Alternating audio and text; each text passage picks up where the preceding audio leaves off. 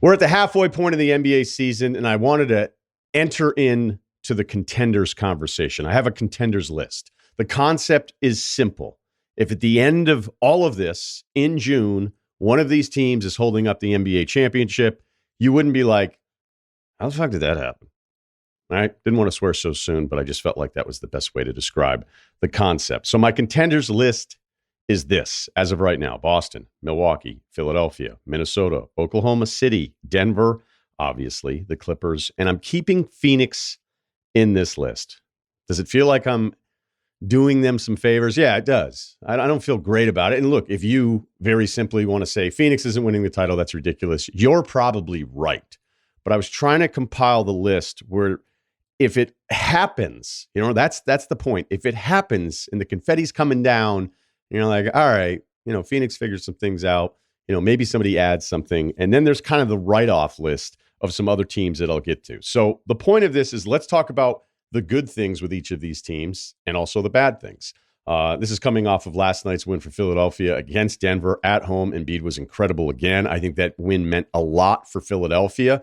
And, you start watching the matchups play out and you're like, could this actually be an NBA final? So let's dig into some of the stuff. All right, so Boston's on pace for 62, 63 wins against the number 2 hardest schedule so far in the NBA. They're number 3 on offense, number 3 on defense. The depth is terrific.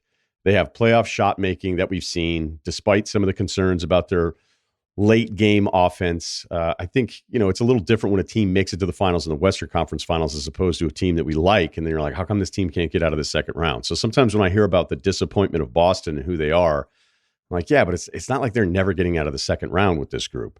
So clearly Porzingis' health is going to be a concern when you look at his track record and how many games he normally misses. And he's taken a bit of a dip offensively, but he provides them along with Drew, along with Derek White, on top of Brown and Tatum, just a lot of different shot creators that we would expect to hold up in the playoffs. And then, of course, you got to worry about Horford, who was so good in certain moments last year. You felt like he was rejuvenated. I felt like he also, I don't know if he tired out, bad matchups or what, but he's ended up not being able to make any shots. Their offensive settling, this is a bit concerning, as I did a really deep dive over this on the holidays where I was going like, all right, what is there a number that proves that they're a drastically different team during clutch situations, during playoff stuff? I looked at drives, I looked at isolation, and a lot of the numbers would tell you your eyes are wrong. I'm sure if I wanted to keep digging, I could find something. They don't drive it as much as some other teams, and there's a settling number here that I don't like, where if you look at their attempts from 25 to 29 feet, they have 29 of those attempts per game, which is number 2 in the NBA, but they're 39% of those. So when you look at the regular season last year on offense, they were 117 per 100 possessions. You're like, okay, so it must have dropped off in the playoffs. It didn't really. It was only 116. So even though there are these moments, I think any of us that watch the Celtics regularly, you're like, are they going to start settling again? Are they going to start driving again? It can get frustrating. I would also add Boston last year was 28th in free throw attempts per game. That's up to 15th. So maybe that's a slight improvement. So overall, we expect a really good team and another run from them. Minnesota is 28-11. They're number 20 on offense. They're first in defense against the number 1 toughest strength of schedule to this point. They're 4th in three-point shooting. Sometimes I watch them late on offense. I'm like, are they going to have enough spacing with the way Gobert is positioned for Edwards to cook the way we'd expect him to? Like, he's just going to have some big playoff moments. That's the kind of player that I think he is. But the three-point shooting overall, especially with the guys like Towns and Naz Reid, they're like, man, they can dial it up. And even McDaniel. So the big options that they have with their lineup, I believe this, and it's going to be a negative to some other teams. You may not, like, at your core have to play big, but to go deep in the playoffs, you need a big option. You need some kind of lineup that you think is at least impeding the other bigger teams, whether it's Jokic, whether it's Minnesota, if Anthony Davis and the Lakers are able to put together some kind of run. We'll get to them later. But you get my point. I like the versatility with teams to be able to say, we have a big option. And clearly Minnesota maybe has that better than everybody else. I don't like the Gobert touches. I just don't. I think he's one of the worst, good players with the ball in his hands. And I worry about the spacing sometimes. I would admit, too, the overtime loss at Boston kind of scared the hell out of me if I'm a Timberwolves fan, because they doubled the hell out of Ant. They didn't really figure it out. It led to the ball getting out of his hands, some turnovers late. Not to say they can't figure that out and be ready for it against the same concept in a playoff series. But as great as Ant is, there's some teams, and I put Minnesota in this group, I'd be like, who's the second scorer that I really trust? Cat's overall numbers are absurd for a second scorer. He's 51, 42, and 89%. But is he somebody that's going to be able to create? I look at some of the drives and I think they're clunky, but then you look at the numbers and his points per possession on the drives, and it's actually pretty good. I wish McDaniel didn't foul out of every single game. He's so good on the ball.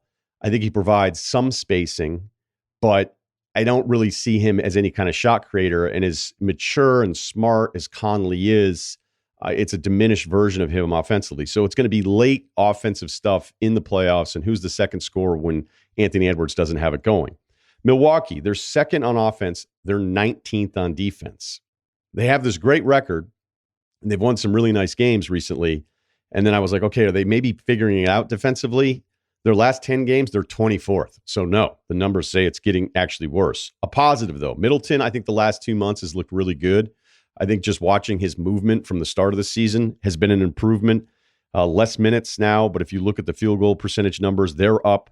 I also like Beauchamp and Andre Jackson being a bigger part of the rotation, playing more minutes per game this season in January than at any other point. So maybe it's a defensive option, even with, Beauchamp just kind of impacts the game with his energy and athleticism. And Jackson, I think is a tough player who also is really good with the ball in his hands, making decisions. Not somebody you'd be looking for scoring, but it's nice to see them developing those younger players to maybe have a different look, but it'd still be asking a lot if they're deeper in the playoffs to be taking away somebody like Middleton with his playoff resume and just a shot making that provides as the third option after Lillard and Giannis. Maybe Lillard and Giannis are just that unstoppable. I mean, it might just be as simple as that, but the defensive numbers continue to slip. They've had the third easiest schedule to this point. They have the second lowest opponent's three-point percentage. Some people will tell you it's scheme. Some people will tell you that's luck. So we'll monitor that one. Oklahoma City, fourth in offense, sixth on defense. Really good numbers. Last night was a great win by the Clippers. I'm going to spend some time on the Clippers because they deserve it. So we'll get to that. So if you look at SGA and who he is, I'd put him on the short list with Luka, Jokic, Tatum. Maybe it really might just be Curry, Jokic, SGA. As far as, hey, am I going to get a good offensive possession? If you had to think of that list, and I know Embiid feels like it because he's been so dominant, but playoff scenario, picture it right now. The score's tied under a minute. Am I going to get a good look? And I think Luka's there. I think Jokic is there. And SGA might be in that group of three. Steph, just with his movement and his gravity, might be the fourth one. It feels a little dismissive of the talents of Embiid or Tatum, but I think that's kind of where I'm at with those four. Willing to be wrong on it. So the part of SGA that's so incredible, I looked at this number. If you look at the top 50 isolation players as far as isolation possessions per game, the top 50 in the league, SGA's number one at 1.21 points per possession, and he's tied with Kawhi. So that's been one of the best things in the league, his isolation, and it doesn't feel like his isolation stops everything else that's happening. I think there's still a part of it where the rest of the team knows that they're still involved in the play, even if he's working with the basketball so much. So I don't know if it's as egregious or gross at times as some of the other high usage guys. So you have these great possessions, as I mentioned, but I worry about their size. Chet's been terrific as far as these unicorns at this size that have these perimeter skills. I think his stuff looks more comfortable than a lot of these dudes. I'm not saying he's Durant, but that was the miracle that was Durant. You'd be like, how is he that big and that good off the dribble getting into his stuff? Chet kind of has those moments, but they are so small. Look at their rotations. The other Jalen Williams is basically out of the rotation now. And other than Chet, I worry about this team as far as their front line. And I thought there was times where, Chet's out there fighting, but even against a Clippers front line, Zubac is terrific, but it just felt like at times, like physically, he's just getting shoved around because he's just not there yet. We've mentioned the age thing in the past. We did that big Thunder breakdown. History tells us these teams do not win titles. Not impossible, though, if you look back at the 15 Golden State Warriors. Denver, benefit of the doubt stuff here. Absolutely. The offensive numbers are 7th in the league. Defense, they're 12th. They are not great against teams that are 500 and above. They're 10-11 after last night's loss. I feel like part of me wonders if I'm holding them to a different standard based on the record, the seeding against better teams. I'm like, are they as good this year? Well, their net rating last year for a title winner was kind of absurd. It was only 3.3 points. That was 6th best in the NBA. This year, their net rating is plus 5.3. Some of the net ratings could be skewed because the bottom 5 teams in the NBA, like individually, would be historically bad. And now it feels like we have 5 of them all at the same time. Some of the net rating stuff maybe from last year could be their road numbers.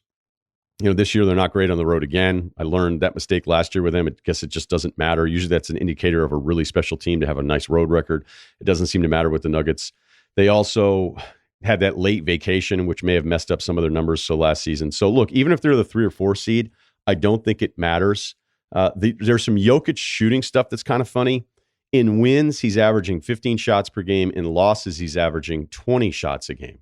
So they mentioned this last night in the broadcast, and you'd think, okay, does this mean now defensively teams are going to want him to become more of an isolation scorer and double team him even less? That could very well be true. I mean, his mindset, he's not going to look as, it's not going to be as visually appealing as some of the other top scorers in the league. And this is something I touched on last year. It's kind of like how awesome certain receivers look, because you're like, look how physically imposing this guy, look how fast he is, look how great that catch is. And then there's the other guy coming out of the slot. You're like, is he as good as the other dude? It just doesn't look that way.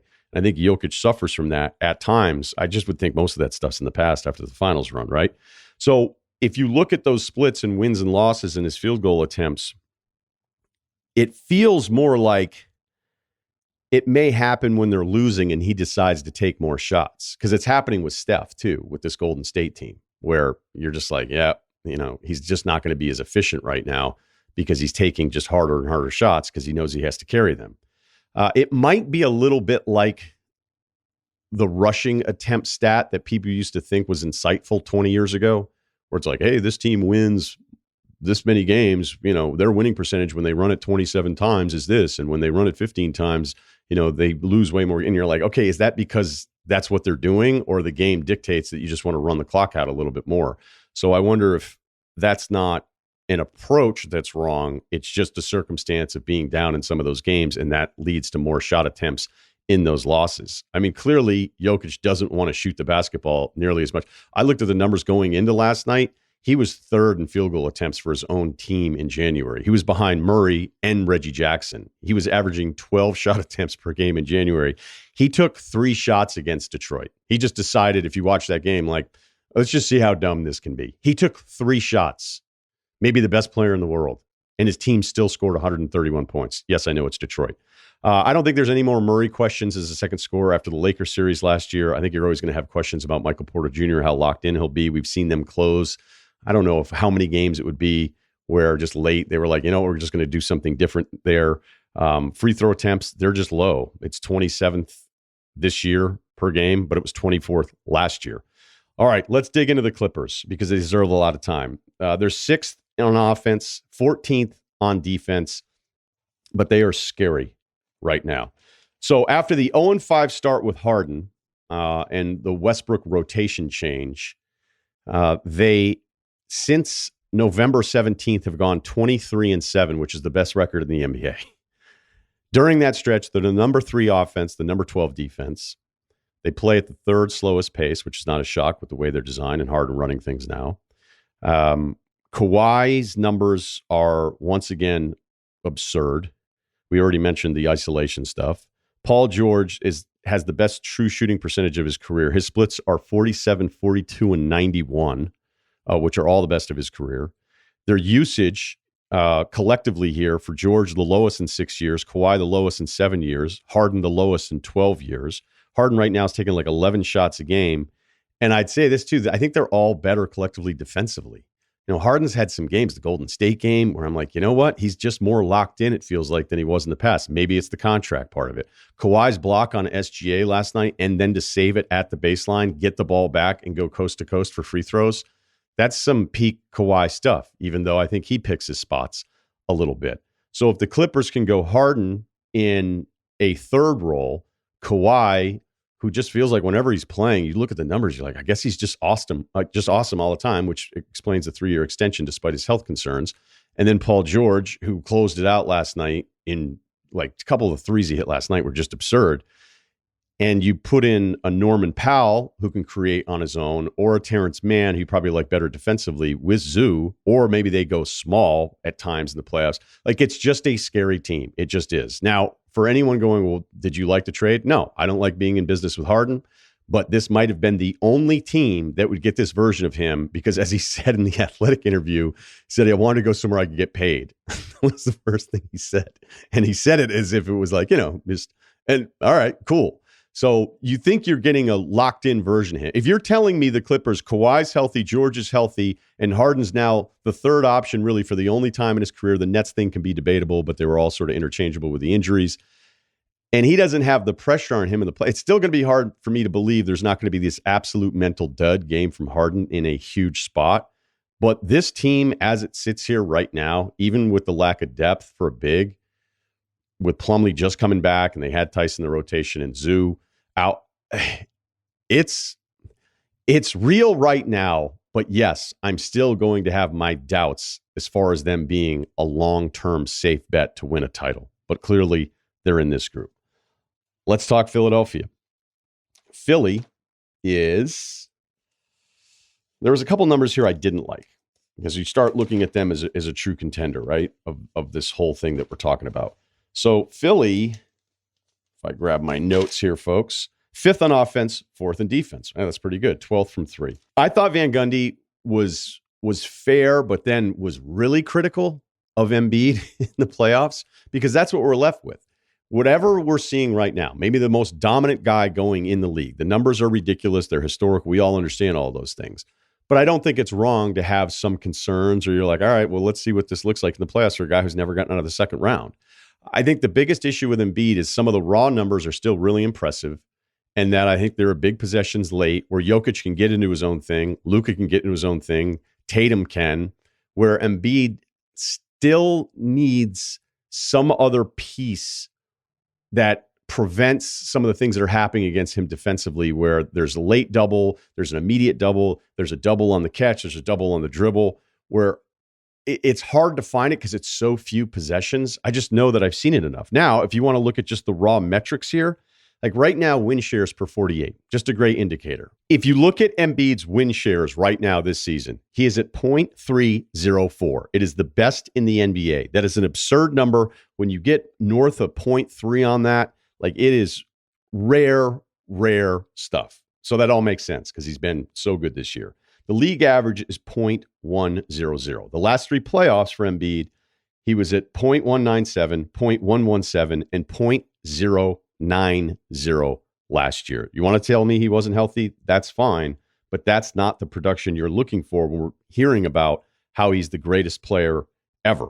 So, well, ever, you get the point, like right now. And I also think because of last night and the loss, it relitigates all the stuff about Jokic and Embiid over and over. I thought that would be over after last season's finish and what Jokic ended up doing. I'd ask Sixers fans this and be honest with yourself. If you woke up tomorrow and it was reported that Embiid was traded for Jokic, would you be upset? And if you say yes, I think you're lying to yourself a little bit. Okay, the last team here is Phoenix. They're 11th in offense. They're 16th in defense. I don't know that their stats mean anything. I just don't. I look at all the stats and go, it doesn't really matter. For them to be down 20 points, 8 minutes left to go, come back and win. They're the second team in the last 25 years to do it. They're putting together a bit of a stretch. They kind of have their guys again. I just think it'd be really dismissive when we haven't got to see the entire thing for like a month straight to just say they are incapable of winning a title. But we already covered that in the beginning. All right, let's look at the write-offs here. I'm just writing them off because I think as of right now, if these teams won a title, you'd be like, how did that happen? Miami may feel dismissive after an all-time run last year. I still think it was kind of fluky. There's some numbers that you don't like, a number that's a nice excuse. They're 19th on offense, 9th on defense. Here's one number for you. In clutch games, they've had 20 of them this year. They're 12-8, but they're a minus 14 net in those clutch situations. Last season, Miami was 32-22 in clutch games. That was the most wins in the NBA, and they were plus 14.7.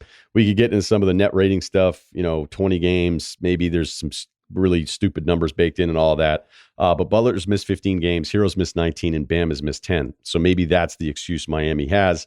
I don't think it's going to happen back-to-back years. New Orleans, 12th on offense, 7th on defense, against the 4th toughest strength of schedule. Zion's missed 8, which is great. Ingram's only missed 4, which is great. CJ has missed a bunch. They did go from 9-9 to 15-8 in their last stretch here. In the last 15 games, it's the number 1 defense, number 1 net rating in the NBA. So maybe they've actually figured this out, and they have great depth, and they have all sorts of options. And I'll mention their matchup here when I get to Sacramento. Dallas started 9-3, 15-14 since. Kyrie's missed 16. Luka's missed 7. They're 14th in three-point percentage. They were 8th last year, so it's not massively different. They do not rebound the basketball. They're 29th in rebounding rate. They're 8-13 against teams 500 or better, which is the worst record against 500 or better of the top 8 teams in the West. Sacramento, they're the 7th seed today, 15th on offense, 17th on defense. Not great. It's been a really fun story. When Fox and Monk get it going, it's incredible. Keegan Murray, after the early season shooting slump, has fixed it. 42% from 3 the last 2 months. Versus big teams, I worry about them. No more so than when I watch them play against the Pelicans and I see their wing defenders against either taking their pick against Zion or Ingram or Valanciunas swallowing up Sabonis. And Sabonis has these absurd nights where he fills the stat, but I think they have a real size problem. And they've been getting smoked in some of these Pelicans games. Lakers, 22nd on offense. It's the worst of any of the teams I'm even going to mention, including the contenders in the write-off list. 13th on D. They're 20th from 3, which is also the worst of any of these teams. They're searching for rotations. I think they're on rotation number 4, where they went back to the original rotation. They have D'Angelo Russell on their team. LeBron in January slowing down a bit. You can see it, and you can see it in the numbers. 6 rebounds per game right now, 28% shooting, even though he's 39% from the floor. That's 28 from 3, 39 on the season from 3. The January numbers are just dropping a bit. And defensively, they're actually they're slowing down there as well. And they're just searching for answers. The Knicks, 7-17 against teams 500 or above, 16-0 against anyone under 500. I'll wait. This could be a TBD with OG. Still feels like it'd be a shock if the Knicks won an NBA title with all these other teams in front of them that we're talking about. So as I go through some of these teams, I think Sacramento, Oklahoma City are examples. I wonder if the trade deadline is going to lead to a rush for size, because I know the center is, for the most part, unless he's one of the special ones like Embiid or Jokic, who's really more of a point guard, you're like, do I want to spend my money on one of these dudes? But I wonder if like the Nick Claxton thing gets held up where they don't really want to pay him. Or if Atlanta goes, look, let's just trade Capella and keep Okongwu. Does Miles Turner finally get flipped here, even though there was a story that they're actually trying to load up? Is Vooch actually valuable just to have some size out there, even though you don't really think of him with defense? The Ayton thing hasn't really worked, and he hasn't played a ton with Portland. So I don't even know if he would be available. I just wonder how some of these teams expect to survive, especially out west, or against a Boston front line, or against Embiid, or against Milwaukee. I don't know how you're going to small anybody to death over 7 games. So I'll be looking for that before the trade deadline.